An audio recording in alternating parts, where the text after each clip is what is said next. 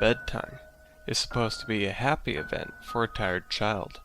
For me, it was terrifying. While some children might complain about being put to bed before they have finished watching a film or playing their favorite video game, when I was a child, nighttime was something to truly fear. Somewhere in the back of my mind, it still is. As someone who is trained in the sciences, I cannot prove what happened to me was objectively real, but I can swear that what I experienced was genuine horror. A fear which, in my life, I'm glad to say, has never been equaled.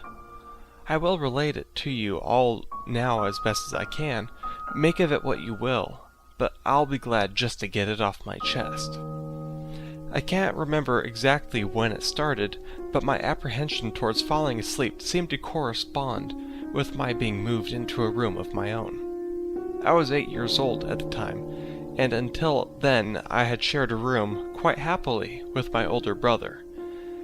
As is perfectly understandable for a boy 5 years my senior, my brother eventually wished for a room of his own, and as a result, I was given the room at the back of the house. It was a small, narrow, yet oddly elongated room, large enough for a bed and a couple chests of drawers, but not much else. I couldn't really complain because even at that age, I understood that we did not have a large house, and I had no real cause to be disappointed, as my family was both loving and caring. It was a happy childhood, during the day. A solitary window looked out onto our back garden, nothing out of the ordinary, but even during the day, the light which crept into the room seemed almost hesitant. As my brother was given a new bed, I was given the bunk beds which we used to share. While I was upset about sleeping on my own, I was excited at the thought of being able to sleep in the top bunk, which seemed far more adventurous to me. From the very first night, I remember a strange feeling of unease creeping slowly from the back of my mind. I lay on the top bunk, staring down at my action figures and cars strewn across the green-blue carpet. As imaginary battles and adventures took place between the toys on the floor, I couldn't help but feel that my eyes were being slowly drawn towards the bottom bunk, as if something was moving in the corner of my eye, something which did not wish to be seen.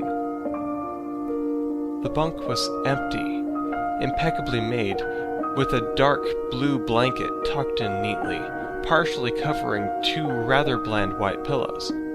I didn't think anything of it at the time. I was a child, and the noise slipping under my door from my parents' television bathed me in a warm sense of safety and well-being. I fell asleep. When you awaken from a deep sleep to something moving or stirring, it can take a few moments for you to truly understand what is happening. The fog of sleep hangs over your eyes and ears, even when lucid. Something was moving. There was no doubt about that. At first, I wasn't sure what it was. Everything was dark, almost pitch black, but there was enough light creeping in from outside to outline that narrowly suffocating room. Two thoughts appeared in my mind almost simultaneously. The first was that my parents were in bed because the rest of the house lay both in darkness and silence. The second thought turned to the noise. A noise which had obviously woken me. As the last cobwebs of sleep withered from my mind, the noise took on a more familiar form. Sometimes the simplest of sounds can be the most unnerving.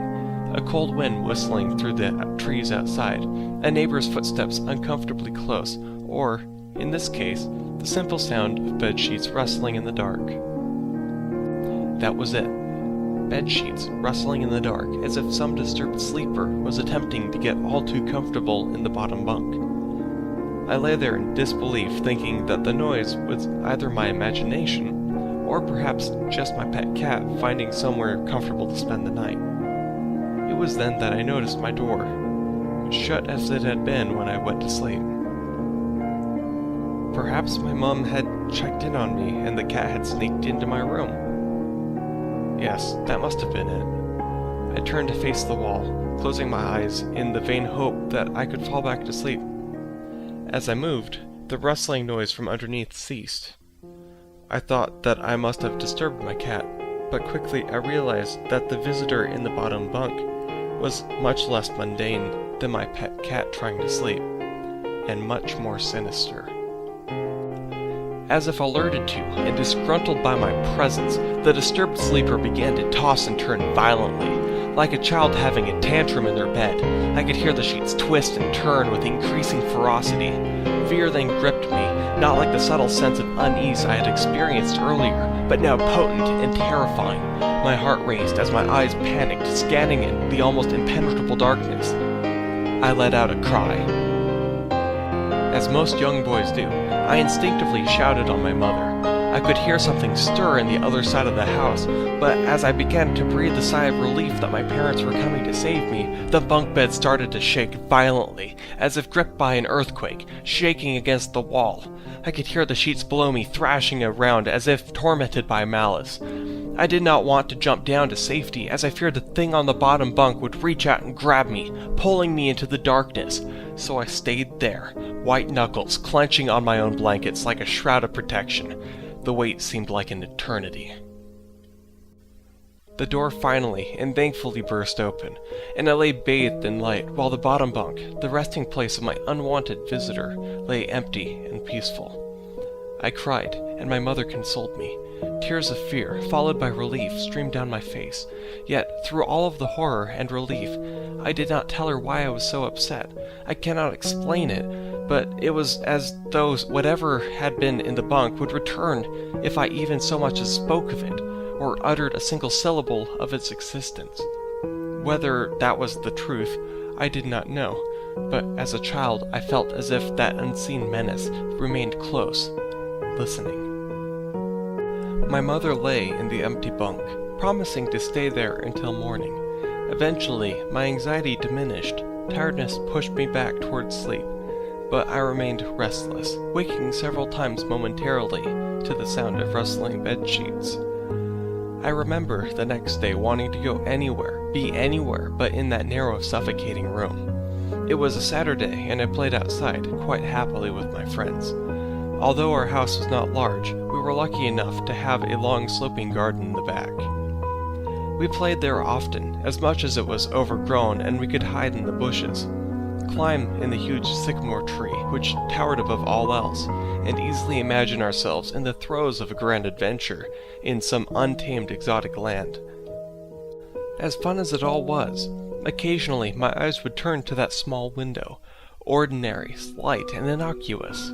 But for me, that thin boundary was a looking glass into a strange, cold pocket of dread.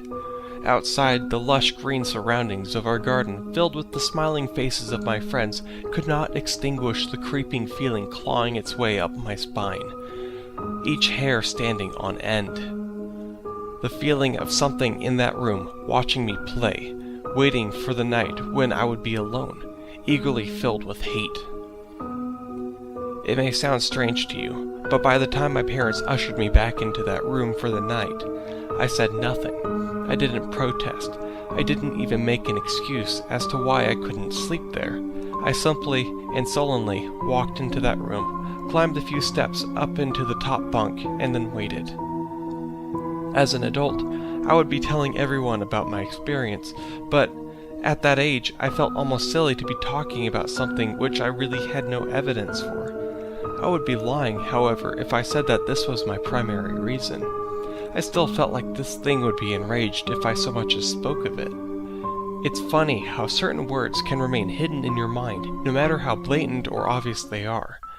One word came to me that second night, lying there in the darkness alone, frightened, aware of the rotten change in the atmosphere, a thickening of the air as if something had displaced it. As I heard the first casual twists of the bed sheets below, the first anxious increase of my heartbeat at the realization that something was once again in the bottom bunk. That word, a word which had been sent into exile, filtered up through my consciousness, breaking free of all repression, grasping for air, screaming, etching, and carving itself into my mind. Ghost. As this thought came to me, I noticed that my unwelcome visitor had ceased moving. The bedsheets lay calm and dormant, but they had been replaced by something far more hideous. A slow and rhythmic rasping breath heaved and escaped from the thing below. I could imagine its chest rising and falling with each sordid wheezing and garbled breath. I shuddered and hoped beyond all hope that it would leave without occurrence. The house lay, as it had the previous night, in a thick blanket of darkness. Silence prevailed, all but for the perverted breath of my as-yet unseen bunkmate. I lay there, terrified. I just wanted this thing to go, to leave me alone. What did it want? Then, something unmistakably chilling transpired. It moved. It moved in a way different from before. When it threw itself around in the bottom bunk, it seemed unrestrained, without purpose, almost animalistic. This movement, however, was driven by awareness, with purpose, with a goal in mind. For that thing lying there in the darkness, that thing which seemed intent on terrorizing a young boy, calmly and nonchalantly sat up.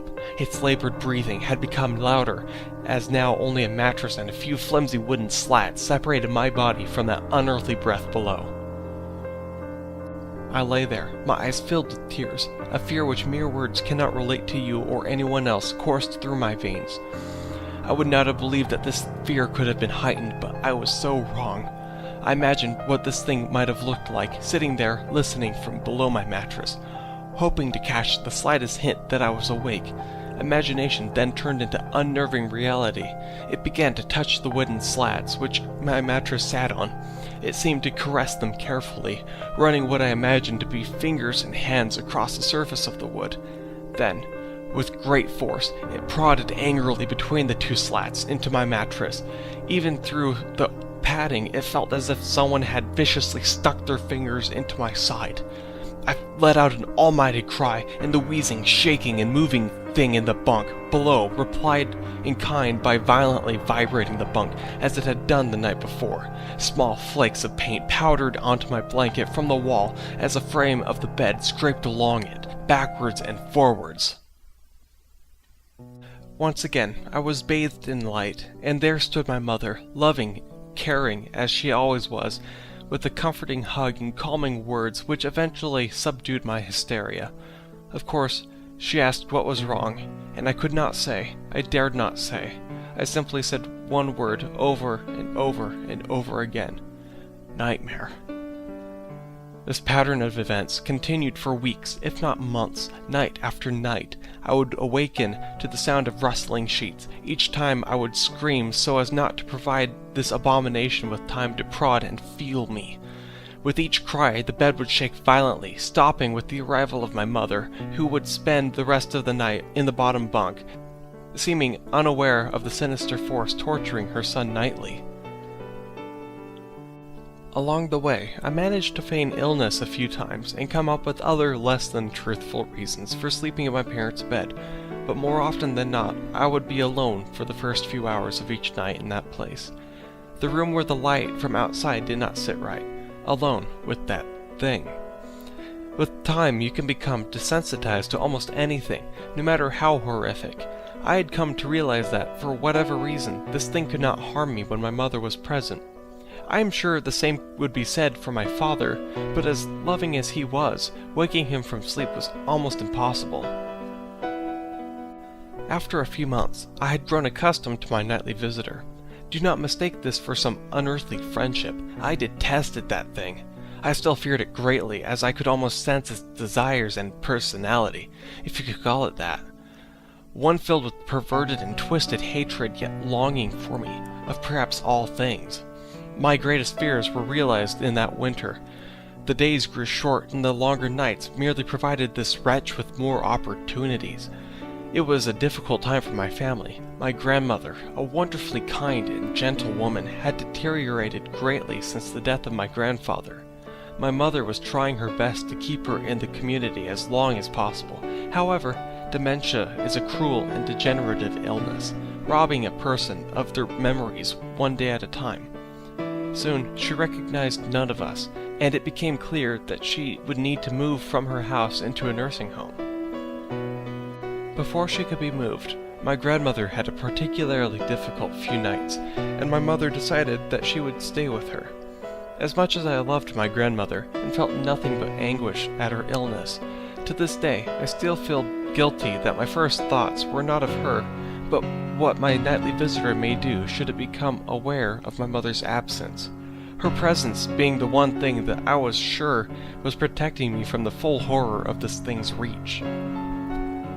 I rushed home from school that day and immediately wrenched the bed sheets and mattress from the lower bunk, removing all of the slats and placing an old desk, a chest of drawers, and some chairs which we kept in a cupboard, where the bottom bunk used to be. I told my father I was making an office, which he found adorable, but I would be damned if I gave that thing a place to sleep for one more night. As darkness approached, I lay there, knowing my mother was not in the house. I did not know what to do. My only impulse was to sneak into her jewelry box and take a small family crucifix, which I had seen there before. While my family was not very religious, at that age I still believed in God and hoped that somehow this would protect me. Although fearful and anxious while gripping the crucifix under my pillow tightly, sleep eventually came, and as I drifted off to dream, I hoped that I would awaken in the morning without incidents. Unfortunately, that night was the most terrifying of all. I woke gradually. The room was once again dark. As my eyes adjusted, I could gradually make out the window and the door. In the walls, some toys on the shelf, and even to this day, I shudder to think of it. There was no noise, no rustling of sheets, no movement at all. The room felt lifeless. Lifeless, yet not empty. The nightly visitor, that unwelcome, wheezy, hate-filled thing which had terrorized me night after night, was not in the bottom bunk. It was in my bed. I opened my mouth to scream, but nothing came out. Utter terror had shaken the very sound from my voice. I lay motionless. If I could not scream, I did not want to let it know that I was awake. I had not yet seen it. I could only feel it. It was obscured under my blanket. I could see its outline, and I could feel its presence, but I dared not look. The weight of it pressed down on top of me, a sensation I will never forget. When I say that hours passed, I do not exaggerate. Lying there, motionless, in the darkness, I was every bit a scared and frightened young boy. If it had been during the summer months, it would have been light by then, but the grasp of winter is long and unrelenting, and I knew it would be hours before sunrise, a sunrise which I yearned for. I was a timid child by nature, but I reached a breaking point, a moment where I could wait no more, where I could survive under this intimately deviant abomination no longer. Fear can sometimes wear you out, make you threadbare, a shell of nerves, leaving only the slightest trace of you behind. I had to get out of that bed. Then I remembered the crucifix. My hand still lay underneath the pillow, but it was empty. I slowly moved my wrist around to find it, minimizing as best as I could the sound and vibrations caused. But it could not be found. I had either knocked it off the top bunk, or it had... I could not even bear to think of it. It had been taken from my hand. Without the crucifix, I lost any sense of hope. Even at such a young age, you can be acutely aware of what death is, and intensely frightened of it. I knew I was going to die in that bed if I lay there, dormant, passive, doing nothing. I had to leave that room behind, but how? Should I leap from the bed and hope I make it to the door? What if it's faster than me? Or should I slowly slip out of the top bunk, hoping not to disturb the uncanny bedfellow?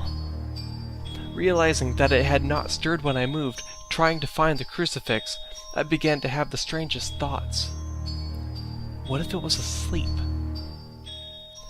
It hadn't so much as breathed since I had woken up. Perhaps it was resting, believing that it had finally gotten me, that I was finally in its grasp. Or perhaps it was toying with me. After all, it had been doing that for countless nights, and now with me under it, pinned against my mattress with no mother to protect me, maybe it was holding off, savoring its victory until the last moment possible, like a wild animal savoring its prey. I tried to breathe as shallowly as possible, mustering up every ounce of courage I could. I reached over slowly with my right hand and began to peel the blanket off me. What I found under those covers almost stopped my heart. I did not see it, but as my hand moved, the blanket, It brushed against something smooth and cold, something which felt unmistakably like a gaunt hand. I held my breath in terror, as I was sure it must now have known that I was awake. Nothing. It did not stir. It felt dead. After a few moments, I placed my hand carefully further down the blanket and felt a thin, poorly formed forearm. My confidence and almost twisted sense of curiosity grew as I moved down further to a disproportionately larger bicep muscle. The arm was outstretched, lying across my chest, with the hand resting on my left shoulder, as if it had grabbed me in my sleep. I realized that I would have to move this cadaverous appendage if I even so much as hoped to escape its grasp. For some reason, the feeling of torn, ragged clothing on my shoulder of this nighttime invader stopped me in my tracks.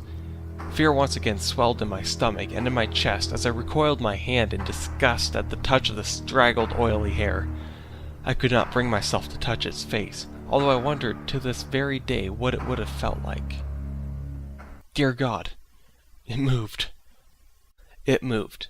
It was subtle, but its grip on my shoulder and across my body strengthened. No tears came, but God, how I wanted to cry. As its hand and arm slowly coiled around me, my right leg brushed along the cool wall which the bed lay against. Of all things that happened to me in that room, this was the strangest. I realized that this clutching, rancid thing which drew great delight from violating a young boy's bed was not entirely on top of me. It was sticking out of the wall, like a spider striking from its lair. Suddenly, its grip moved from a slow tightening to a sudden squeeze. It pulled and clawed at my clothes, as if frightened that the opportunity would soon pass. I fought against it, but its emaciating arm was too strong for me. Its head rose up, writhing and contorting under the blanket. I now realized where it was taking me, into the wall. I fought for my dear life. I cried, and suddenly my voice returned to me, yelling, screaming, but no one came. Then I realized why it was so eager to suddenly strike, why this thing had to have me now. Through my window, that window that seemed to represent so much malice from outside, streaked hope, the first rays of sunshine. I struggled further, knowing that if I could just hold on, it would soon be gone. As I fought for my life, the unearthly parasite shifted, slowly pulling itself up my chest, its head now poking out from under the blanket, wheezing, coughing, rasping. I do not remember its features, I simply remember its breath against my face, foul and as cold as ice. As the sun broke over the horizon, that dark place, that suffocating room of contempt was washed, bathed in sunlight. I passed out as its scrawny fingers encircled my neck, squeezing the very life from me. I awoke, to my father offering to make me some breakfast. A wonderful sight indeed. I had survived the most horrible experience of my life until then, and now. I moved the bed away from the wall, leaving the furniture behind that I believed would stop that thing from taking a bed. Little did I think that it would try to take mine, and me. Weeks passed without incident, yet on one cold, frost-bitten night I awoke to the sound of the furniture where the bunk beds used to be, vibrating violently. In a moment it passed. I lay there, sure I could hear a distant wheezing coming from deep within the wall, finally fading into the distance. I have never told anyone this story before. To this day, I still break out in a cold sweat at the sound of bedsheets rustling in the night, or a wheeze brought on by a common cold. And I certainly never sleep with my bed against the wall. Call it superstition if you will. But as I said, I cannot discount conventional explanations, such as sleep paralysis, hallucination, or that of an overactive imagination. But what I can say is this.